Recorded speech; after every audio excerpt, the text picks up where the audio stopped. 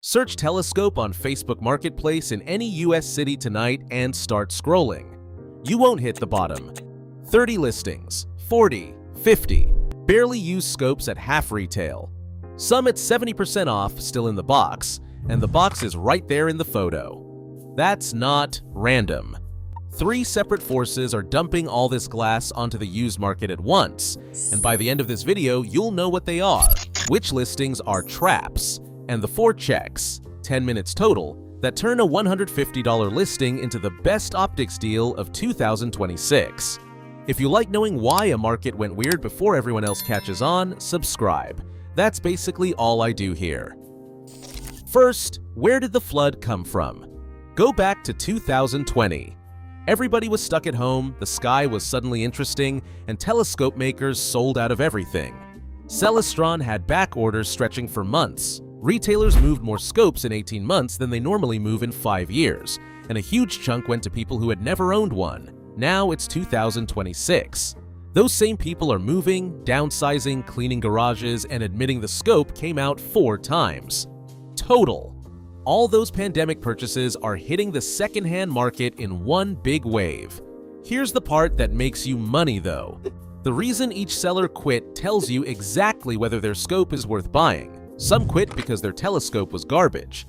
Some quit because technology lapped their gear. And some never quit at all. They upgraded. 3 sellers, 3 very different deals. Start with the hobby killers because they're the trap. You know this telescope, the Christmas gift refractor. A skinny 60mm tube on an aluminum tripod that wobbles if you breathe near it, in a box that screams 675 times magnification. Quick physics lesson. A telescope's useful magnification tops out around 50 times per inch of aperture. A 60mm scope runs out of gas near 120 times. That 675 times number is a lie printed on cardboard. So the owner pointed it at Jupiter and got a shaky, blurred dot. Tried again the next night. Same dot. Closet forever. That scope killed their interest in astronomy in 2 evenings. The tells are right in the listing photo. Tripod legs thinner than a broom handle. A magnification number anywhere on the box. Eyepieces the size of a thimble. Tasco, National Geographic, anything called Power Seeker. These aren't bargains at $40 because $40 buys frustration. Scroll past every single one. Now the second force, the one that reshaped the whole hobby. In 2023, ZWO released the C-Star S50 for $499. Then the S30 at $349. These are smart telescopes. You set one on a patio table, tap a galaxy on your phone, and it finds the target, tracks it, and quietly stacks photo after photo. From a light-polluted suburban backyard. On night 1. That result used to require a $3,000 pile of mount, camera, and guide gear, plus a year of swearing at it in the dark. So for casual users, thousands of traditional Dobsonians, old Schmidt-Cassegrains, and equatorial mounts went obsolete almost overnight. The gear didn't stop working. The owners just found an easier way to get the picture they wanted. Read the listings and you can see it happening. Switch to a C-Star, don't need this anymore. That sentence is your green light. What's being dumped here is genuinely good, and a telescope mirror doesn't wear out. A well-made mirror from 2008 collects light exactly like it did the day it was ground. The third force is the best one. Upgrade chain sellers. Serious hobbyists cashing out mid-tier equipment to fund the next rig, a bigger imaging setup, a premium mount, a smart scope for travel. This is where the 8-inch Dobsonians live, along with older Celestron and Meade Schmidt-Cassegrains and solid equatorial mounts. Goldmine listings.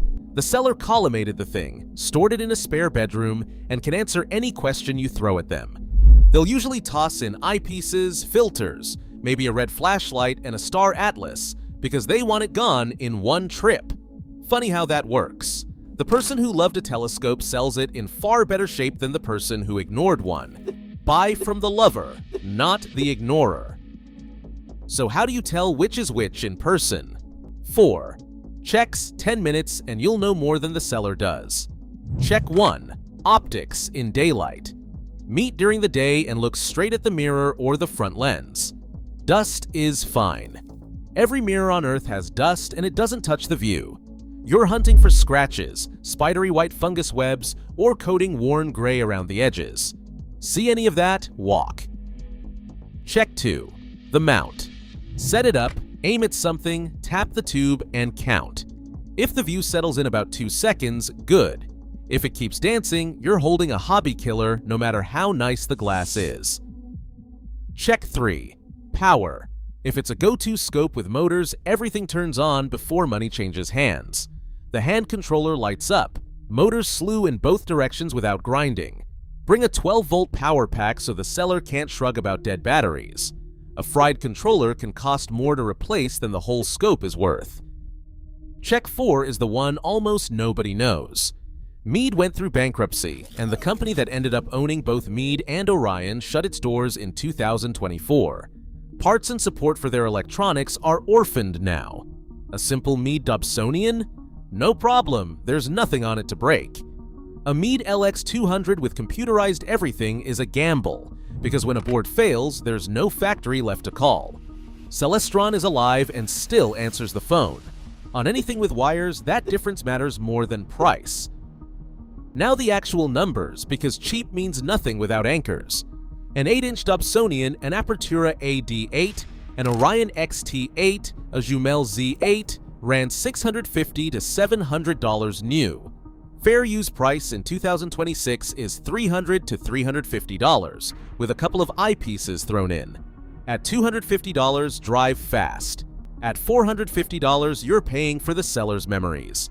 A used C-Stars 50 should land around $300 to $325 against the $499 sticker, and most sellers barely touch them.